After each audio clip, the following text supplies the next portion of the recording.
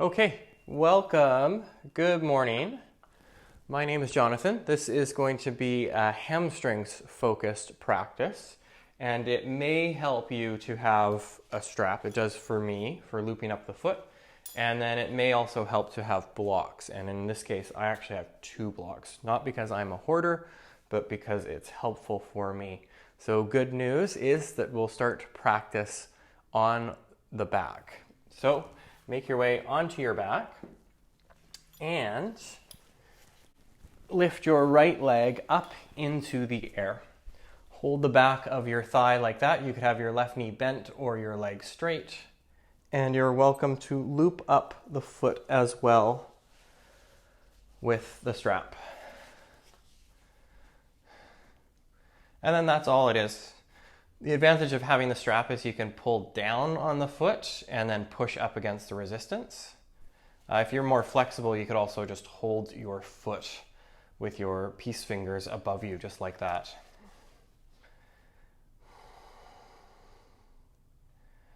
And got the timer going for 30 seconds. So now hold the strap just in your right hand and open your leg out to the side.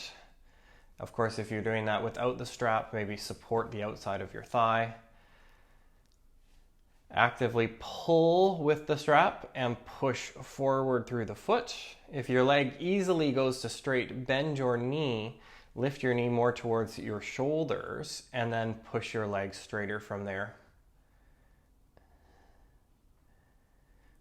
Okay, then just a little bit of a crossover. Hold the strap in your left hand. Keep your hips down on the floor. So the right, it's not a full twist, it's just crossing the leg over you.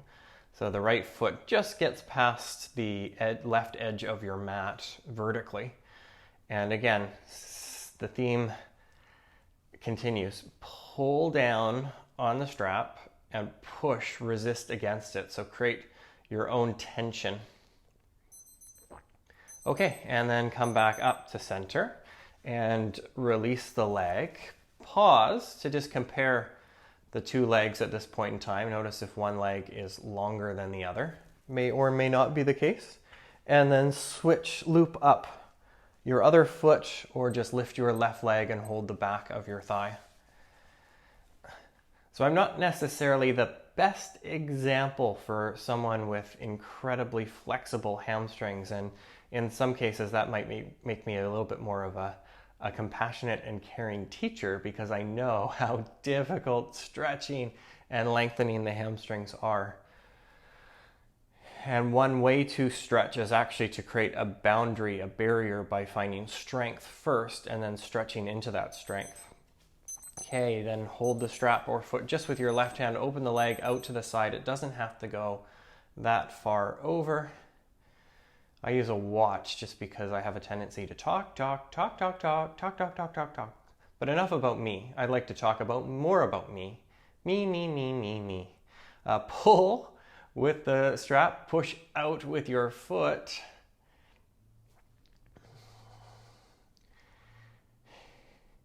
And inhale, come up, hold the strap or foot with your right hand, or it could just be the outside of your thigh, and move the leg just a little bit. So it's not a full big twist over, it's just crossing the leg over slightly. You could bend your knee, move your knee closer towards your upper body, and then kick your leg straighter.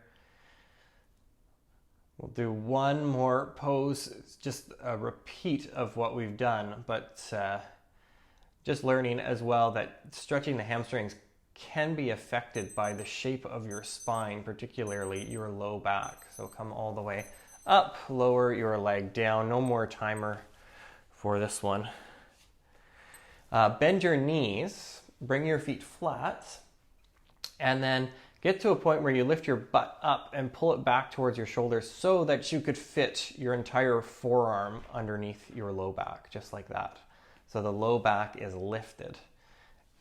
Start with bent knees and feet flat, and then pull your right knee in, pause and hold there. And then now hold the back of your thigh and stretch your legs straighter. And that's no joke, that is as straight as it goes. So the hamstrings are connected to your sit bones, and by creating the arch in your low back, the lordosis, which is the natural curvature, it creates the potential to stretch a little bit more. If you do more lower doses, you could potentially get more stretch. Okay, then lower your foot down. And not to forget about the strength component, before lifting your left leg, just lift your left heel, pull your foot towards your sit bone so the back of your leg gets stronger. Keep the strength, pull your knee in, hold the back of your thigh, and then extend your leg up. So it's the same thing we did, except focused on making sure that the low back stays lifted away from the floor. And hoo-wee, this one is intense for me. One more breath in. Okay, and lower your foot. Roll over to your right side and slowly make your way to all fours position. Here in all fours, make a fist with your left hand. Lift your left leg out to the side. Sit back towards your heels, and then extend your left leg straighter to the side. Opportunity here 3 times to lower down and lift up. Okay, and bend your knee, lower your knee down, left hand flat, right hand on a fist. Lift your right leg out to the side, sit back towards your left heel, and then extend your right leg straighter to the side. Just as before, 3 times, lower down, lift up, lower down, lift up, lower down, lift up. And lower your knee, lower your hands, tuck your toes under, and send your hips up and back for downward facing dog. So lots of different ways to get a stretch in downward facing dog. There are some that go for the heels down in the pose position. I'm actually someone that's a little difficult, especially it's morning time here. So bend your knees, tilt your sit bones up into the air, and then from there, push the legs a little bit straighter. Take one more big breath in, and then slowly walk towards your hands for a standing forward fold position. And in this standing forward fold position, you may use blocks if that's something that is advantageous for you. So again, different ways to stretch. One is to just be passive and take time in the stretch. I'm a big believer of finding strength. So bend the knees, move the knees forward, move the tops of your thighs back, and place your hands to the outside of your knees. Push your knees out into the resistance of your hands as they press the knees towards each other, so it's an equal and opposite reaction. Tilt your sit bones higher up into the air, put your hands back down, and then push your legs straighter from there. On an inhale, lengthen your spine, lift up halfway, and exhale to fold in. Do that 2 more times. Inhale, lift to lengthen, and exhale to fold. And last one, full stretch, get long, and then bow in. And place your hands to your hips, elbows to the sides, and inhale, slowly come all the way up. Step your left foot back now, and have both knees bent to start. Move your hips back and float your arms up into the air. So it's a very short lunge position with both knees bent. Now on an exhale, hinge at your hips, slowly bow forward, touch down, and inhale to come all the way back up. 10 times. Whoo, that's 1, 2, 3, 4, 5. Learning to count here, doing great. 6, 7. So hinging at the hips and not the spine. 8. And it might only be down a little bit of the way. 9. And last one. 10. Okay, and then push off. Step your left foot forward. Step your right foot back. Switching sides. So bending the knees just a little bit. I mean, you could theoretically go for a super long one. The problem there is that you lose the power of the leg. So it's a combination of keeping the power and also finding the stretch. lift your sit bones up, create that arch in your low back, float your arms up high, and then exhale, hinge down, tap, come back up, again, tap, and up, 3, and 4, and 5, and 6, woo, 7, not acting there, that's losing the balance, 8, 9, 10. One of the best things you can do, come all the way up, is get to a place where you start to lose your balance and then hinge forward, touch your hands down to a block or the floor. Just to pause here. Okay, inhale, lengthen your spine, lift up halfway, and then step back to plank pose or all fours position, just to even out the body a little bit. Do anywhere from 0 to 10 push-ups.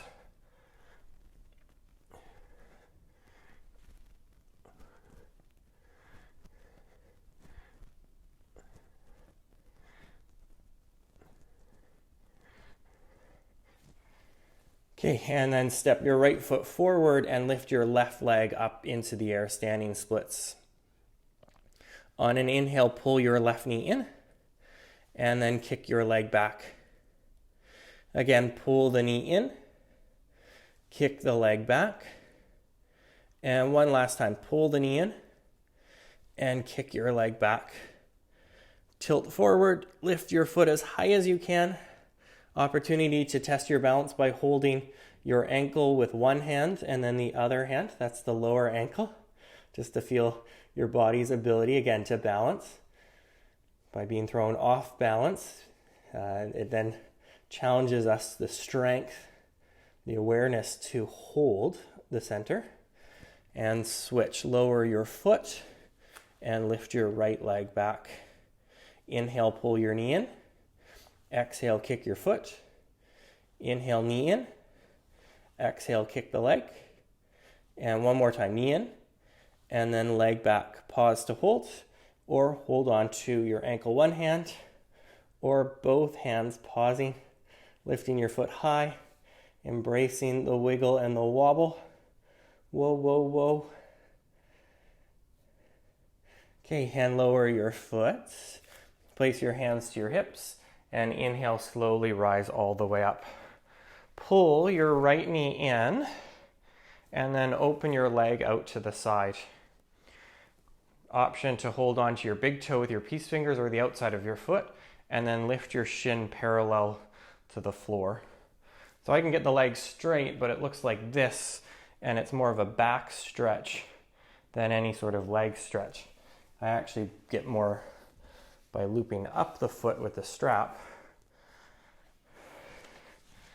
like this. So knee goes out to the side, shin goes parallel, left arm out, and then kick your leg straighter from there. If you can get the leg straight, bend your knee, lift your knee higher, and then extend your leg straighter. You could do that a few times in a row. Bend, kick, bend, kick, bend and kick, and bend and kick. Whew.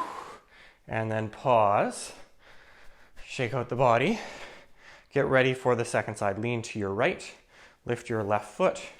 You're welcome to, again, loop up the foot, and then open your leg out to the side. Lift your shin so it's parallel to the floor. You can counterbalance with your right arm, and then kick the leg out, lifting the chin. Breathe deeply.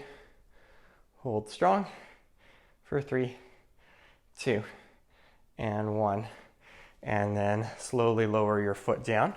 This one is going to require that you are on a yoga mat, or you just have something you can roll up. But rolling up the front edge of the mat, it's tricky if you have a super thin mat. It's really tricky if you have a really thick mat. But what we'll do here is step the toes and then the balls of your feet. The balls of your feet are where your toes connect to your feet, onto the roll, and then have your heels down. So it's just Uttanasana, but now the foot even more in a flexion position relative to the shin. And on an inhale, lengthen your spine. And exhale to dive in further. Again, big breath in. And breath out. Okay, on your next inhale, lengthen your spine, but step your left foot back behind you. Go for a pretty long stance here and keep your back heel lifted.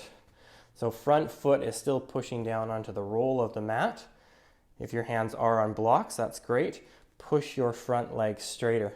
I actually may benefit by going up even to a second setting of the block like that and pushing the front leg straighter.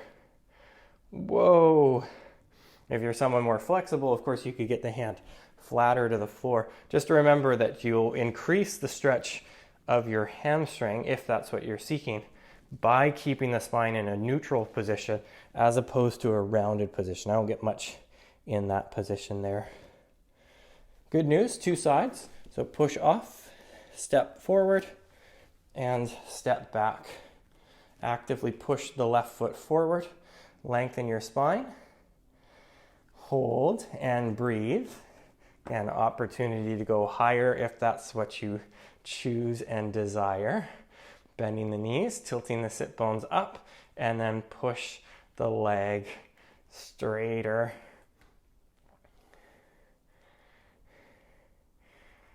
Okay, and then push off to step forward and step back.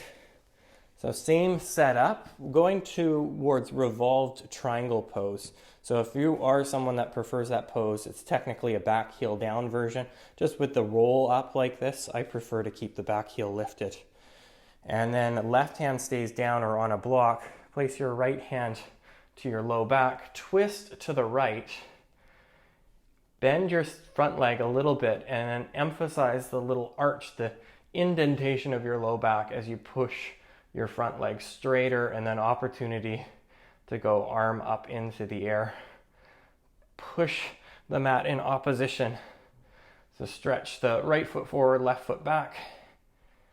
Okay, and touch your hands down. Step forward and step back. Bending both knees a little bit to start. Move your hips back. And then keep your left hand, or place your left hand to your low back, right hand to the block. Begin to twist to the left. Lift your chin. Opportunity to go arm up into the air. You could also place a fist to the top of your head. I like that version because then it's just a focus on lengthening of the spine.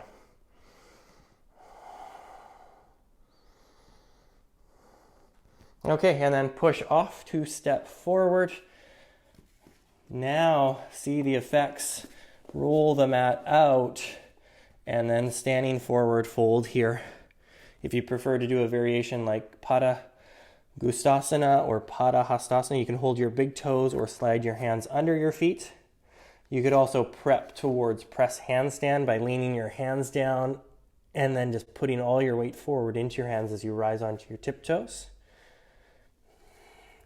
Okay, now step your left foot back and lower your knee down. Point your toes, move your weight towards your left heel, and slowly slide your right leg forward a bit. So working towards standing splits position. This one is a good one that you could do what we did earlier too, which is, we'll do it 5 times. Arms up to start with, and then to tilt forward, touch the foot, and come up. So it's about balance, strength, and stretch. The trifecta, we call it. I call it. 3. Whoo. 4. And then 5. Okay, and then switch legs. You could bring your right leg back and move your left leg forward. Reaching the arms up high. Tilt forward, touch your foot. Inhale and come up. Again, tilt to touch. And come up. And touch. 2 more.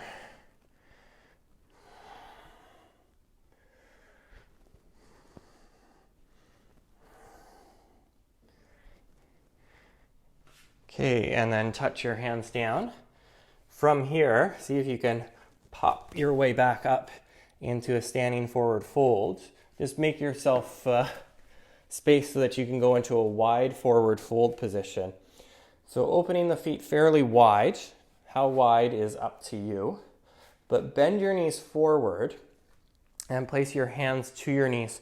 So push your knees forward into the resistance of your hands. You can actually tilt your pelvis forward. It's the act of lifting your butt up, the opposite of scooping your tailbone under. So pushing the knee forward, move the hips back, place your hands to the outside of your knees, push the knees outwards, and then tilt forward. On an inhale, lengthen your spine, lift up halfway.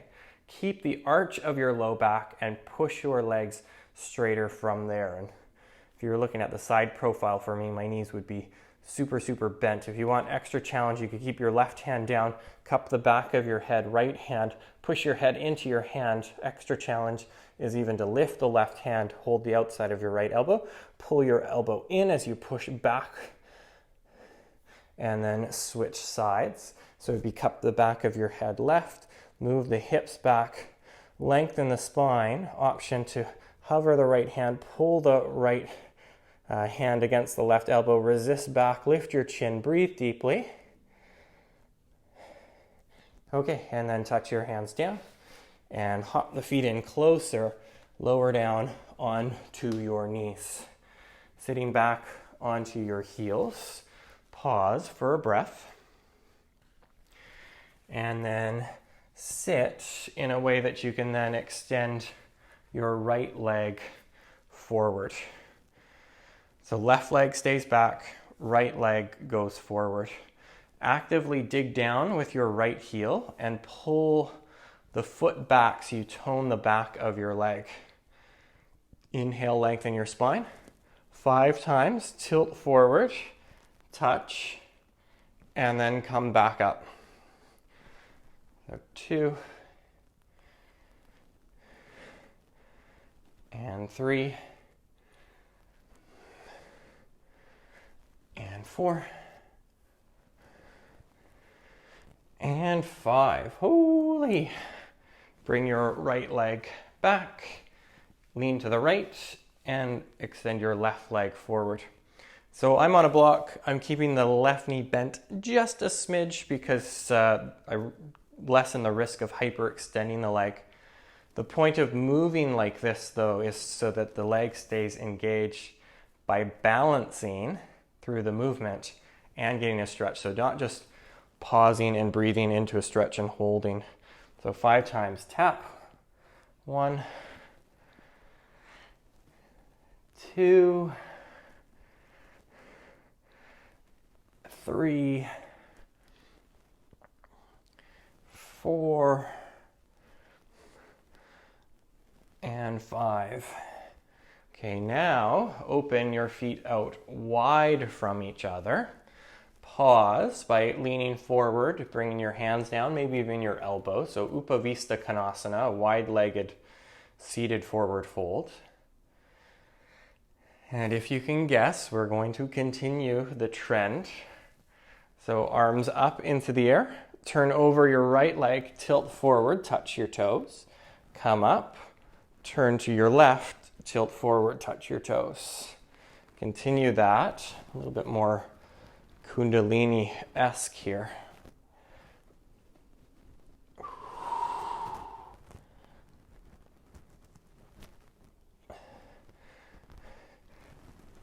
I'm going for 5 per side. Whoa, that's hard for me.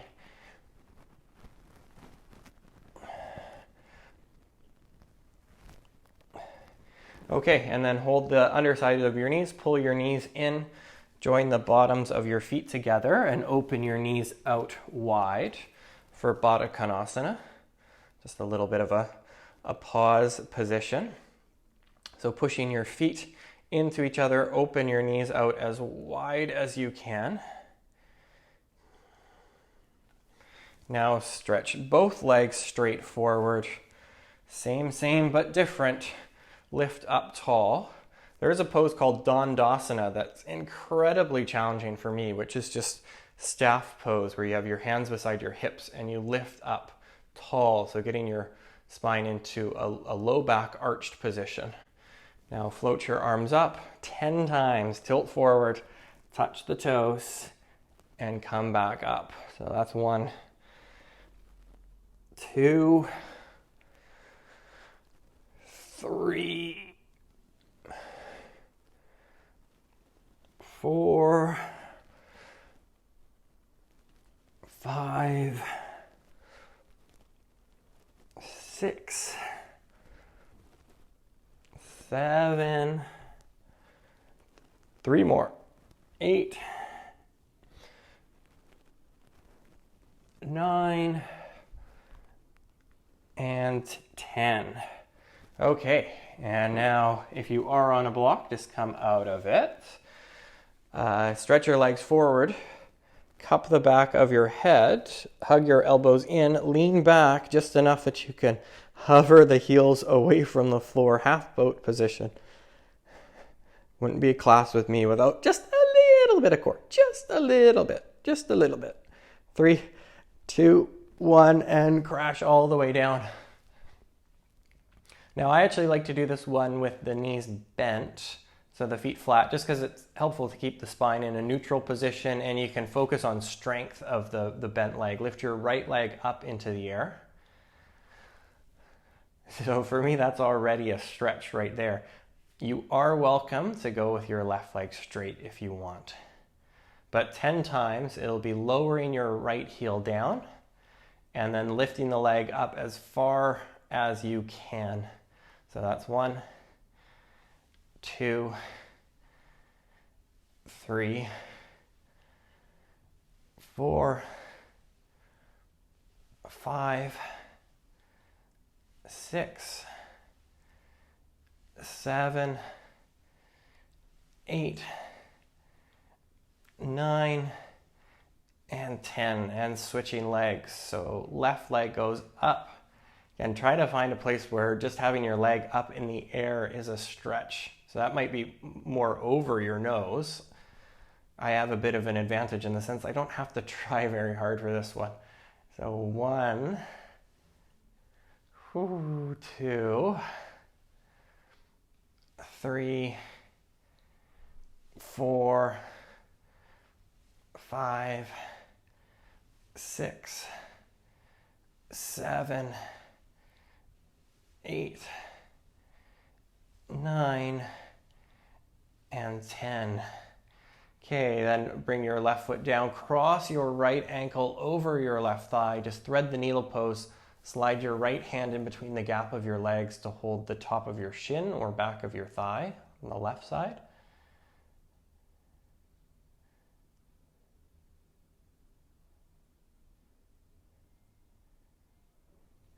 Okay, and switch. Uncross your right, cross over with your left.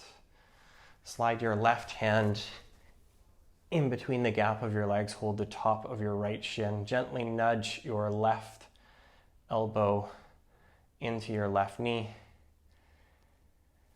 And it gets challenging. It gets challenging to try to keep your low back in a neutral state here, where it means it's a slight lift of your low back. Okay, final pose, pull both knees in. So cup your kneecaps with your palms like that. Move your knees over your hips and then just draw little circles in your hip sockets with your thigh bones. The last pose has a few variations. So now open the knee out, hold the back of your thighs and start to extend your legs straighter from there. And hold for 3, 2, 1. Pull your knees in and then slide your legs out one by one for a final resting position, Shavasana. Let go of any tension.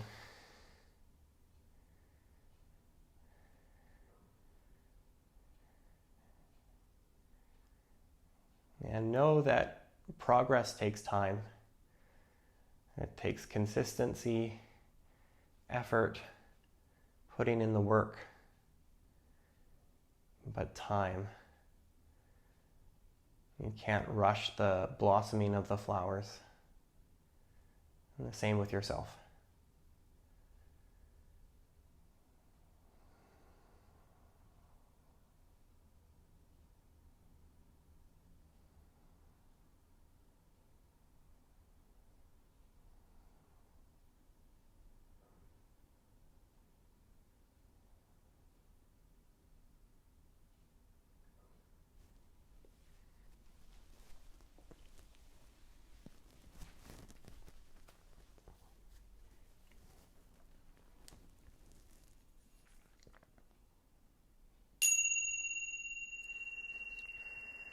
And take a big breath in and a big breath out. Start to wiggle your fingers and your toes, move your head side to side. You can stretch your arms up and over. And bend your knees. Drop your knees over either side and slowly make your way up to a tall seated position.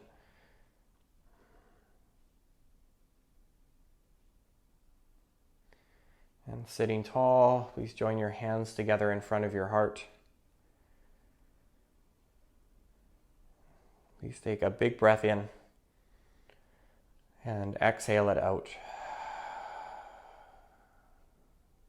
Namaste.